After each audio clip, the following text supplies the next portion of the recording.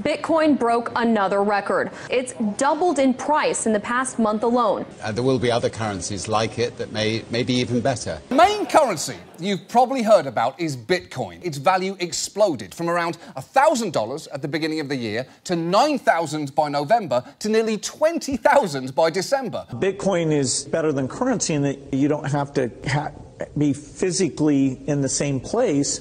And, of course, for large transactions, currency can get pretty inconvenient. 2,000, 5,000, 10,000. Rick Falkvenia does an excellent analysis. He predicts that Bitcoin will capture between 1 and 10% of the global Forex market, which implies a price of between $100,000 to $1 million per Bitcoin.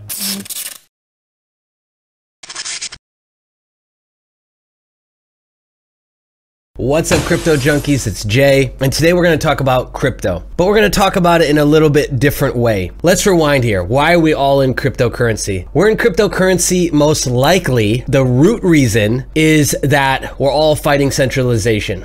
We're all fighting Big Brother, taxes, whatever you want to call it.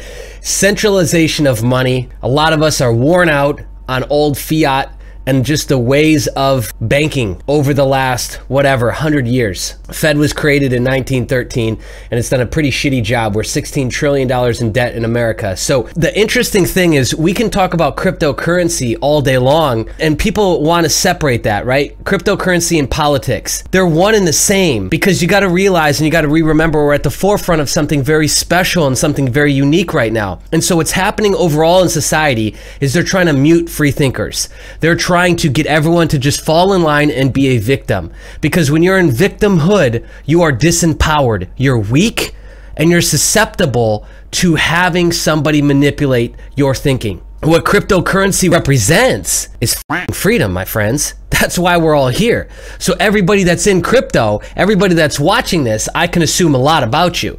And I can assume that you're not somebody that just fits into the mold. And this topic really gets me wound up because I'm seeing this huge opening and awakening happening, and I'm seeing the media, let's call them they or them, try harder than ever to try and suppress and mute and put you back in the cattle cart. And that's very frustrating to see. It's because I'm a person on a planet, and it's frustrating to see everybody else and how they're reacting to it, because a lot of people, they don't know, right? They don't know what's actually going on. Let's talk about this, because again, people want to separate crypto and politics. It has to be talked about together, because if we look back, and I've been in crypto since July of 2017, not a long time, right, by a lot of people's judgment, but the thing is that back then, look at how many people were on the bandwagon that cryptocurrency is a scam. It's a Ponzi scheme. They said whatever they could about it, remember? Man, that gets me fired up. They said whatever they could. It's a Ponzi, a tulip bubble this. Warren Buffett came out and said stuff negatively because all these popular people. It's almost as if somebody was calling in favors, right? Just think back. Think back. Somebody was calling in favors to talk badly about crypto. Now here we are, almost a year later. How many of those people have turned?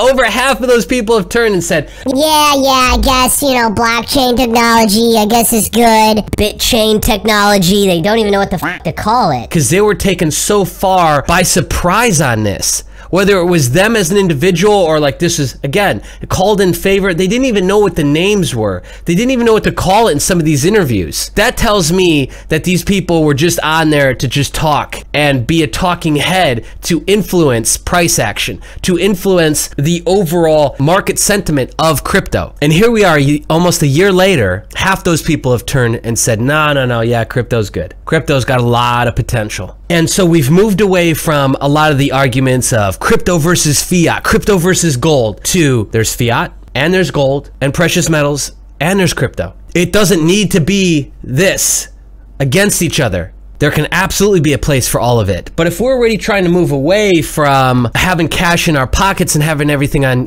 debit and credit cards, well, this kind of fits in alignment with that anyways. There's this ongoing war against crypto. We can all admit that, right? And so here's another example. Here we are. This was done on 3/27/18. But what's interesting about this is it's trending on Newsweek's homepage. I don't really know why they're trying to pump up an old article, but this is talked about a lot. Used for drugs, terrorism, far right, supremacy, racism, anything that's bad, that's a trigger word, we're gonna slap cryptocurrency on. And of course, they're talking about how Patreon denied this guy to be able to use it, the head of whatever, this Christopher Cantwell. I don't know anything about him. I haven't researched. It doesn't matter.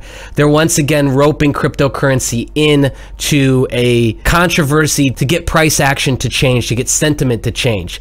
And I remember this used to have such a huge effect, but over these last couple months, I think people are finally starting to wake up. And I think people who've been in crypto long enough now, especially our community that's been in with me since July of last year, it's like, oh yeah, you kind of see it. You're just like, yeah, whatever. Okay, some more bullshit, some more FUD. So they're revamping some old articles just to see if they can get some more action on it. I'm going to segue that into this whole Kanye West thing, right? Which is the topic of this video. It's the thumbnail, all of it. Just in the same way that cryptocurrency was completely under fire. It still kind of is, but not so much anymore. Just like that is under fire because they don't like it. They feel threatened. Kanye West is now going to be under fire. Mark my words. And part of why I'm talking about this is because I want to talk about victimhood more. And that's a common theme and a common topic. Empowerment is one of the main things that I think we talk about and we provide. Is one of my goals is to not just have you be great at crypto. Because let's be honest, like to me, it gets boring looking at charts. It gets boring TA, all that. What's more interesting to me, and I think the higher value with this community, with Crypto Junkies community, is helping you be a free thinker, helping empower you, helping you take your freedom back, your sovereignty back. That is expressed in many different ways. That is discovered and probably executed in many different ways. But at the surface, we're talking about crypto, and we're talking about sovereignty and freeing up your attachment and the overall being shackled to the system. Let's call it, right? In the same way cryptocurrency is being attacked, Kanye West is now going to be attacked. Mark my words, he's got a new album coming out. They will try harder than ever now to attack him. They're calling him far right, and they don't like what he's saying. I don't know where this new Kanye came from, but let's just look at some of these tweets from one day, the 26th, and we're on the 29th. Spread love, put more love into the universe. We are more worried about what we can lose than what we can feel. It's really cool to say I hate you, but it's not cool to say I love you. Love has a stigma. Just like it's really cool to be a victim, right? Like, man, no, you don't get it, bro. I've suffered way more than you. And we see genders falling for this. We see races falling for this. Hundreds of years, dozens of years. We have new movements coming out, and what's being celebrated is being a victim. I'll leave it there. I'm not going to go too deep into it because people will say, Jay, you're this skin color, you're this gender, you don't have the right to be talking about these things. But we do, because we've all played the victim. We've all been a victim. And it's really easy to be a victim, just like it's really easy to give up. It's really challenging to face ourselves and look ourselves in the mirror and take accountability. It's really hard to say, hey, I played a role in this thing not going the way I wanted it to. It's really hard to say I'm at fault, at least to some degree, in this thing over here. It's really hard to say those things. It's really hard to set a goal and make a goal. It's really hard to set a deadline and fulfill on that deadline. It's easy to give up, it's easy to quit, it's easy to be a victim, it's easy to get in line for food stamps, handouts, freebies, scam people, signing up for fake Twitter handles, and trying to extort ETH out of people. We've seen that in crypto. People are making a killing in crypto, making fake Twitter handles just like that's really close and similar to authority figures and extorting ETH and BTC out of people. It's because it's easy. That's why we do it. And it's really cool to have hate. It's really cool to make fun of people. And we see that still in crypto. And I'm going to keep making correlations back to crypto because I just don't like what I see. I wish I had a bigger following so that I could really get more soapboxy on these topics, because what we see in crypto is the same shit, man. Like making fun of somebody, all their TA shit. But they're trying. How about help them? Oh, this guy's an idiot because of this. We're still caught in this loop of making fun of people who are caught trying. Making fun of people who are wrong, but yet out there trying. But yet out there doing. You can't make fun of somebody for having a paid crypto group if you're not even offering anything at all. This guy's over here is charging $2,000 a month and you're charging nothing and providing no value at all, but you think you're smarter, then you should just shut up, because you're not providing anything to the marketplace. You're just talking because you can, because you're bitter. Maybe you're mad that they're charging $2,000 a month and you're not making anything. Those are problems that I see in crypto all the time. I see people constantly prosecuted and executed publicly because they're providing free information, because they're out there trying in some sort of capacity to help others. But even the marketplace prosecutes and executes them. Not just other authority figures, but the public does it too. Guy comes out, posts TA, hey, this is what I think this coin's gonna do. Somebody follows it, it does the exact opposite. They lose all their money, they put their life savings in it, they try and hunt the guy down to kill him. Why? How many times have I talked about this, guys? But there's some fundamental things going wrong here in society, in all of us. And so crypto, we have the opportunity to once again take back our own sovereignty, once again take back our own freedom, not just financially, physically, but mentally. The bigger thing to take away here is that it's offering us the same freedom mentally that it is physically. It's giving us a roadmap to more money, which opens and erodes borders, gives us more freedoms, but it also is offering us the opportunity to once again unshackle our thought process and the mental construct that's led us to where we are. And it's doing that in many different ways, but one of the biggest ways it's doing that is I could literally put in all of my money into crypto, and over the span of days, not even weeks, I could go from zero to a millionaire. I could go from 100,000 to 100 million. That is how crazy this market is. And that forces us to elevate our thinking. That forces us to elevate what we thought was true, what we thought was possible. It literally rocks the very foundation of our thinking. It has to. Because I hate to say it, but outside of the lotto, there's very few things that I could literally sink in $10,000 today and wake up tomorrow and be a millionaire. Very few things. So anyways, this guy is on this trip lately, and I've really been feeling it. You know, I was really digging him through, I think 2013, 2014, and then he kind of went away. This guy, like you see, and the media frames it as he's having another meltdown, but he basically like falls back and then he comes back out again. He comes back with more resolve, more confidence, and more hard-hitting, quick statements. It is very hard to wrap constructs and new ways of thinking around 140 characters.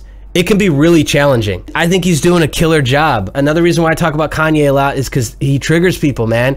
A lot of people hate him and they don't even know why. He's arrogant, he's this, he's that. He might take that stance a lot of times, but a lot of the things that he's saying, there's some fundamental truth there. So I don't think you gotta love the guy, you don't gotta listen to his music to appreciate what he's saying. So he's under a lot of heat right now because anyways, he was saying that he was basically endorsing this Candace Owens, right? I love the way Candace Owens thinks. And Candace Owens is this chick who basically gets in front of people's face. She's African American, of course, and she gets in front of people's face and says, hey, you should stop being a victim, you should stop taking a handout, you should stop being on welfare, and you should start being empowered, you should start being a free thinker. And I love that.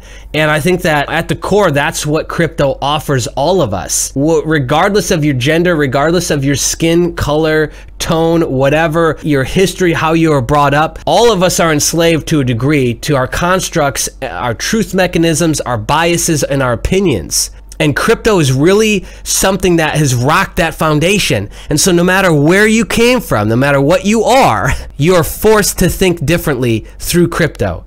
And I love that. And I think that's something that we cannot forget. Simultaneously, something that I think we need to really spend more time on is how we're treating each other in the space. It's funny to talk and it's funny to, you know, like all that stuff can be funny, and there's obviously nice ways of doing it and really not nice ways of doing it. Overall, I think that in the crypto space, we should be celebrating each other more. Like, a lot of people might not like me because what they want to go back on is, oh, you're a BitConnect shill.